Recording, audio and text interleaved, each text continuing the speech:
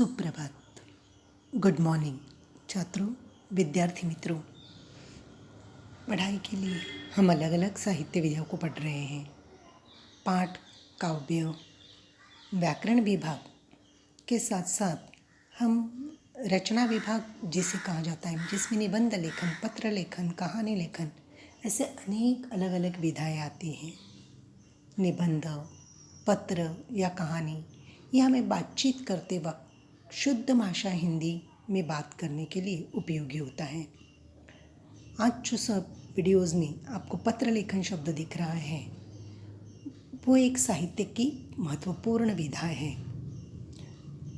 आज भले लोग मोबाइल का प्रयोग करके दूर रहने वाले रिश्तेदारों से भले बातें करते हों, लेकिन फिर भी कई कामों के लिए पत्र लेखन एक महत्वपूर्ण साहित्यिक कार्य है।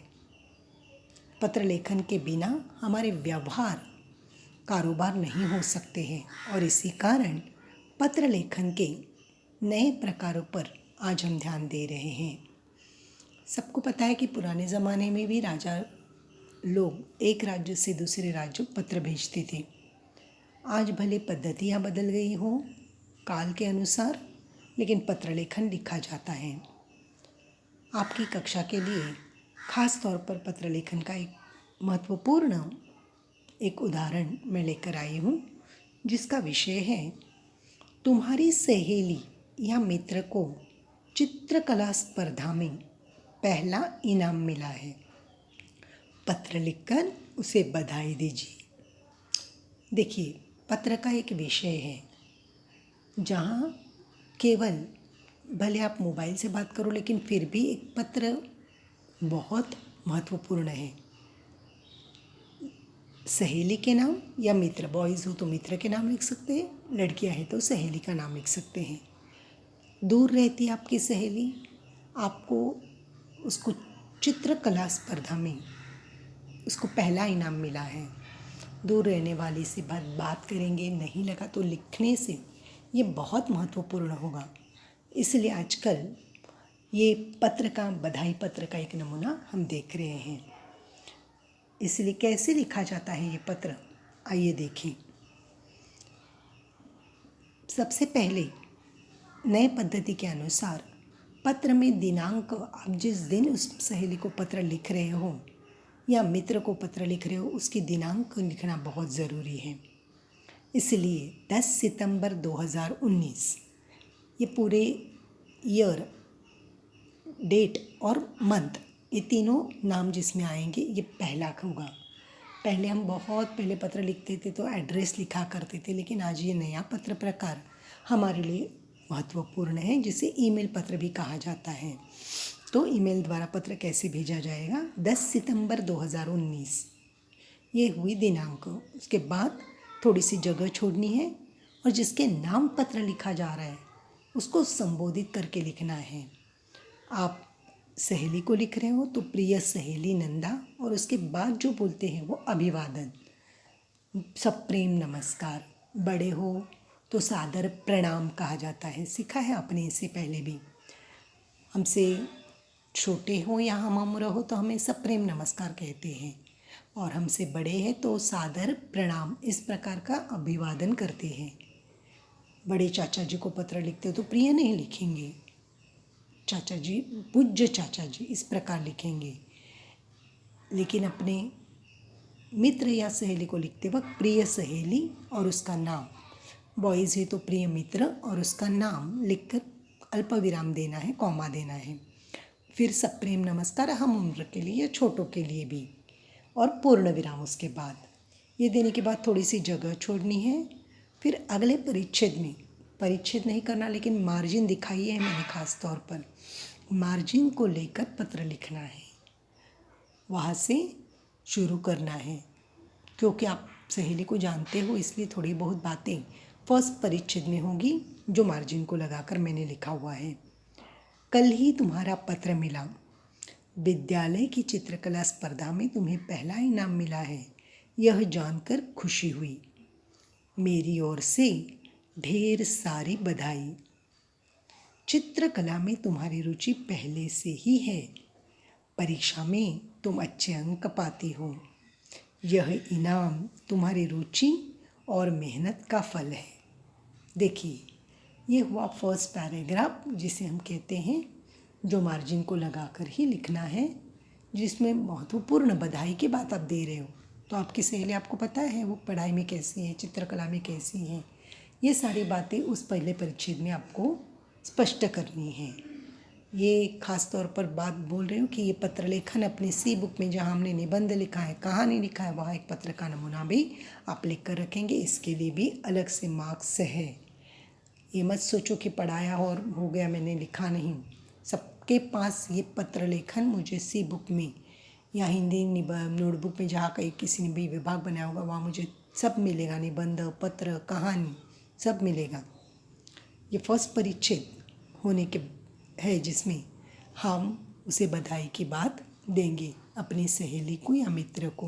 उसकी चित्रकला में रुचि है, उसको अच्छा लगता है और आज उसे पहला इनाम मिला। ये उसने पत्र के द्वारा अपनी सहेली को खुशखबर दी है, तो सहेली तुरंत क्या करेगी, उसको बधाई तो देगी ही, लेकिन केवल बधाई शब्दों से अधिक पत्र के माध्यम से होगी।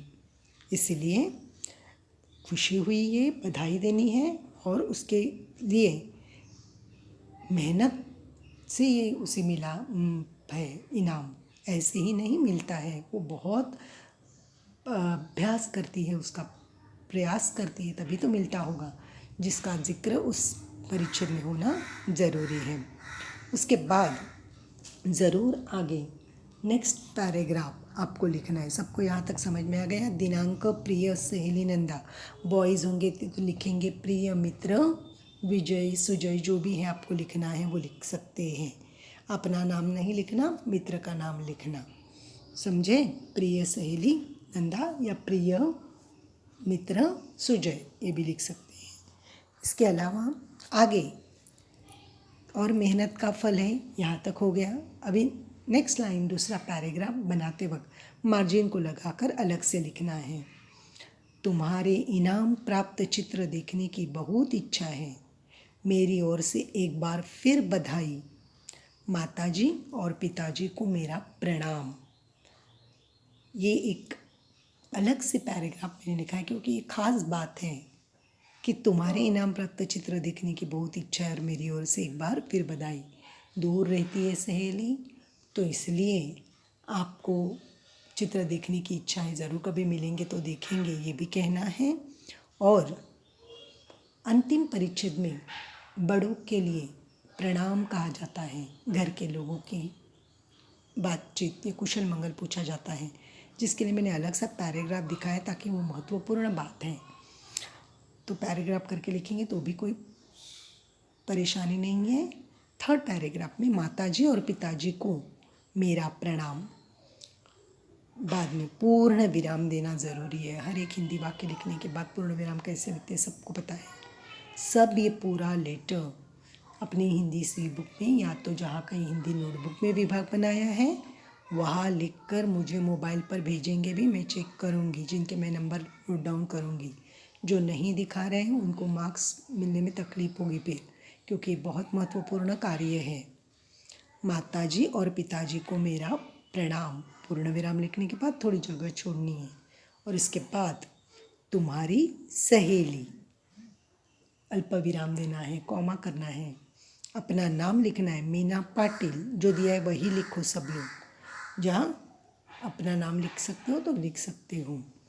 और एक एड्रेस छोटा सा दे जो सबका एक ही समान आएगा, इसलिए कहती हूँ तुम्हारी सहेली मीना पाटिल, गांधी रोड, सोपारा, यहाँ तक एड्रेस लिखना है। ऐसे पत्र ये ईमेल द्वारा भेजे जाते हैं। फिर ईमेल कैसा होता है मैं ज़रूर आपको नोटबुक में और पत्र के नमूने दूंगी और उसमें समझाऊंगी।